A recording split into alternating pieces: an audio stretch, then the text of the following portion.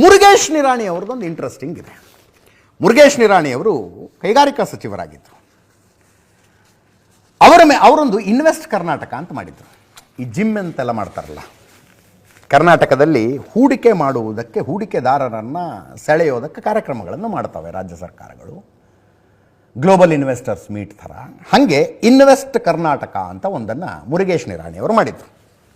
ಅಲ್ಲಿ ಮುಂಬೈ ಮೂಲದ ಒಂದು ಕಂಪನಿಗೆ ಇನ್ವೆಸ್ಟ್ ಕರ್ನಾಟಕದ ಪ್ರಮೋಷನ್ ವಿಡಿಯೋ ಮಾಡಿಕೊಡಕ್ಕೆ ಹೇಳಿದ್ದಾರಂತೆ. ವಿಡಿಯೋ ಮಾಡಿಕೊಡಿ ಎಂದಿದ್ದಾರೆ. ಎಷ್ಟು ವಿಡಿಯೋದ ಡ್ಯೂರೇಷನ್ ಎಷ್ಟು? 2 ನಿಮಿಷ. 2 ನಿಮಿಷದ ವಿಡಿಯೋ. ಅದೇನೋ 3Dಲಿ ಮಾಡಿಸಿದ್ದಂತೆ. ಎಷ್ಟು ದುಡ್ಡು ಕೊಡಬೇಕು ಅದಕ್ಕೆ? 2 ನಿಮಿಷದ ವಿಡಿಯೋಗೆ 4 ಕೋಟಿ ರೂಪಾಯಿ ಕೊಟ್ಟಿದ್ದಾರಂತೆ. ಸರ್ಕಾರದಿಂದ ಪೇ ಆಗಿರೋ ಬಿಲ್ ಅದು.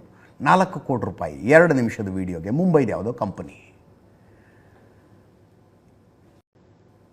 ಇದನ್ನು ತಿಳ್ಕೊಂಡು ಕಂಪ್ಲೇಂಟ್ ಕೊಟ್ಟಿದ್ದು ಯಾರು? TJ Abraham.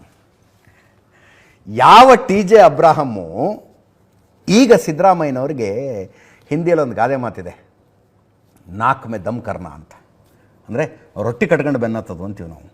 ಹಾಗೆ ಸಿದ್ದರಾಮಯ್ಯನವ್ರನ್ನ ಬೆನ್ನತ್ತಿದಾರೋ. ಯಾವ TJ ಅಬ್ರಾಹಂ ಅವನೊಬ್ಬ ಏನೋ ಭ್ರಷ್ಟ ಅಂತೇನೋ ಅಂದರು, ಬ್ಲ್ಯಾಕ್ ಮೇಲರ್ ಅಂದರು ಸಿದ್ದರಾಮಯ್ಯನವರು. TJ ಅಬ್ರಾಹಂ ಬ್ಲ್ಯಾಕ್ ಮೇಲರ್ ಅಂದರು. ಕುಮಾರಸ್ವಾಮಿಯವರ ಮೇಲೆ ಪ್ರಾಸಿಕ್ಯೂಷನ್ಗೆ ಯಾವ ಅನುಮತಿಯನ್ನು ಕೇಳ್ತಾ ಇದ್ದಾರಲ್ಲ, ಆ ಕಂಪ್ಲೇಂಟು TJ ಅಬ್ರಾಹಂದೆ. ಮುರುಗೇಶ್ ನಿರಾಣಿ ಅವರ ಮೇಲೆ ಏನು ಪ್ರಾಸಿಕ್ಯೂಷನ್ಗೆ ಅನುಮತಿ ಕೇಳ್ತಾ ಇದ್ದಾರಲ್ಲ, ಆ ಕಂಪ್ಲೇಂಟು TJ ಅಬ್ರಾಹಂದೆ. ಇದರ ಮೇಲೆ ಈಗ ಅನುಮತಿ ಕೊಡಿ ಅಂತ ರಾಜ್ಯಪಾಲರು ಏನು ಮಾಡ್ತಾರೆ ಅನ್ನೋದೊಂದು ಕುತೂಹಲ ಇದೆ.